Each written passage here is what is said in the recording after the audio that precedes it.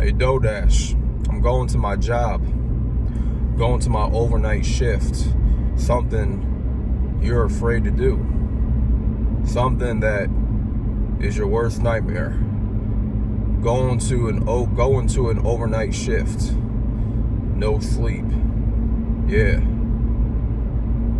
You see, you've been going on this struggle content spree for quite some time now, and you made it sound very juicy. You made it sound sweet to everyone listening that they got to quit their job and start a whole career on YouTube, and convincing everybody that YouTube is the way.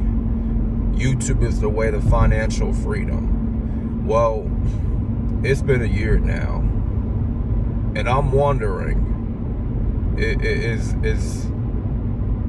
is it what you expected it to be on YouTube? Did you find your financial freedom? Were you right when you said that YouTube is the way and that these jobs ain't it? Now, I will admit, these jobs ain't all that, because any company can get rid of you. They can replace you.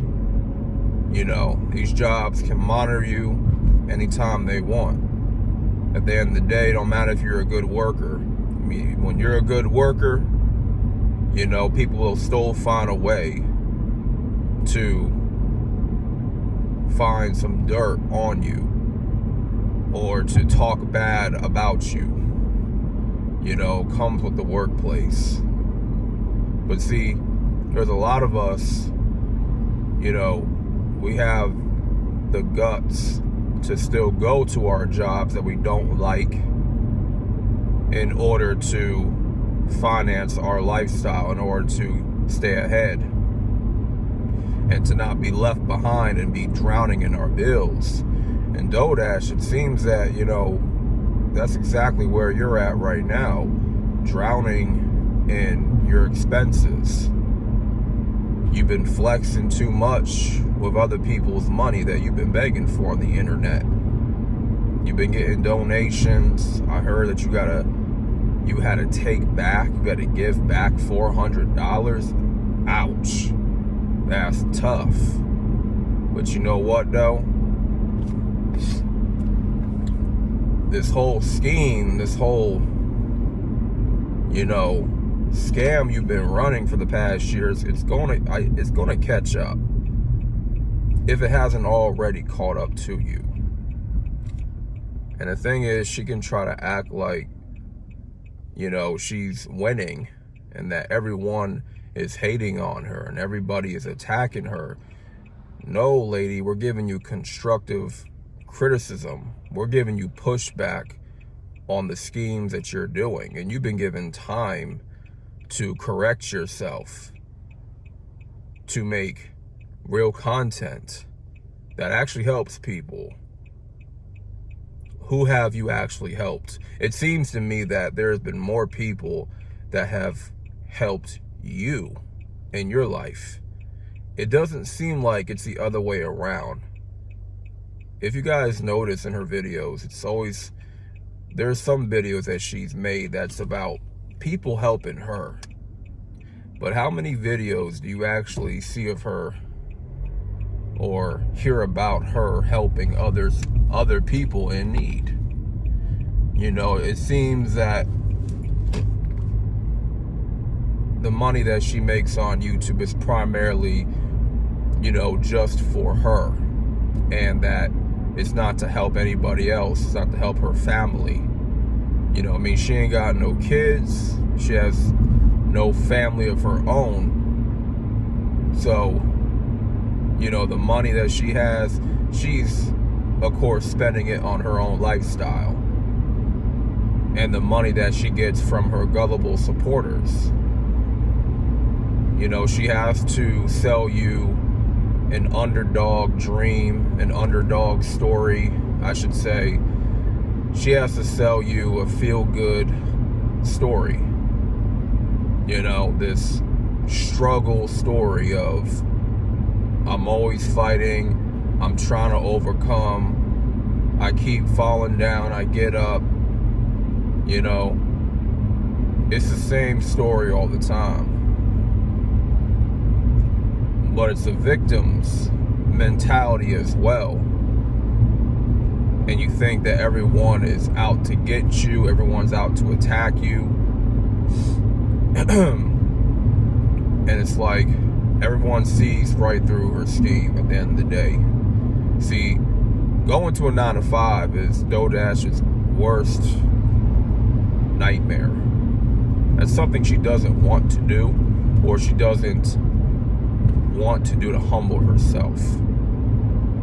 We all work a job that is not favorable to us, but there are other people that want to strive to do better with themselves.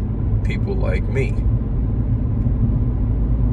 But there are people like her that they want a free handouts. They want to freeload off the people, and they expect from others as well. Anybody can do what she's doing. Anybody can beg on the internet for financial support. But it takes somebody crafty to make up a lot of stories and make up a lot of inconveniences in one's own life. Maybe she is going through some inconveniences, who really knows, but the stuff that she is mentioning that's an inconvenience in her life, she's using that as a way to get people to support her, to get people to pour into her Cash App and PayPal. You know, maybe she just is more dramatic about it, and she enhances the, you know, pretty much enhances the emotional barrier of it, right? The emotional burden of it, making it to be something that's really not, you know. A lot of people can fake a struggle online, and you can tell. You can almost tell who is real and who is fake. And there are people that are legitimately struggling out here, that are about to get kicked out their parents' house, that about to be homeless. They struggle to really find a job based off their circumstances, based off their medical conditions. And, you know, there are people like that. And it makes those people look bad, gives those people a bad name because of DoorDash, because of her struggle content. And it's like the woman has 2 arms, 2 legs. You see her move around, you see her drive around. It's like, you got to really ask yourself and think, if her car was to be repossessed, and she's talking about repossession, I believe there's a certain timeline that, or time span that, you know, she has X amount of days to meet a payment, right, to pay that car note before they send the repo man out to take it. Okay, maybe she was asking of this money for about a month now. And the thing is, right, I don't really watch her content like that. You know, I happen to kind of glance at her videos and her channel. I may click on a video or two to see what exactly she's talking about. But it's like, overall, I don't really watch her stuff at all. It's, you know, too cringe for me. But if she's about to get her car repossessed, and it's been like a couple weeks or a month, why is she still driving her car? Why is she still in her car when making videos? You know what I'm saying?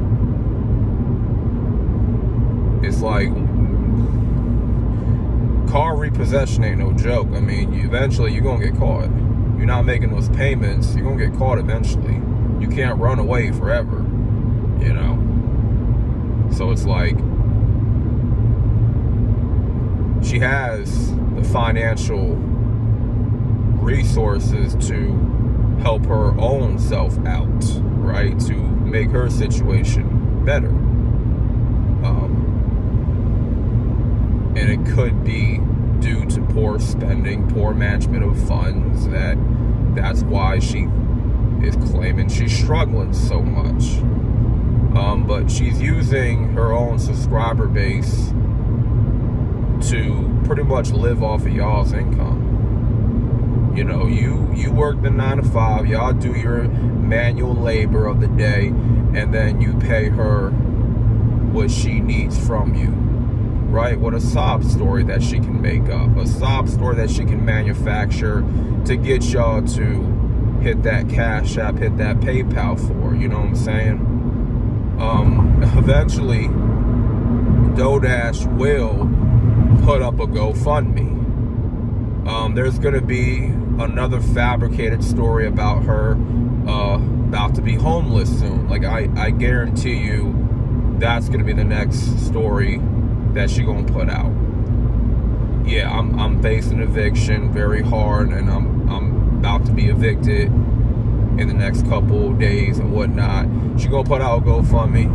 Eventually, she will. I'm calling it now, and you heard it first on this channel.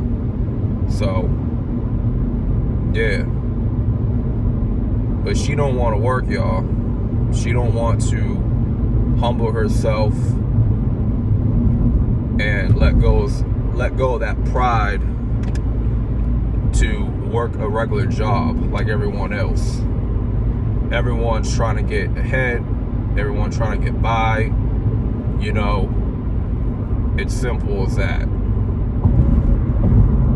But anyway, guys, make sure you guys like the video for the algorithm. That's all I want to talk about. This is something that she's scared to do, because it takes away from her comfort, right, of just making YouTube videos.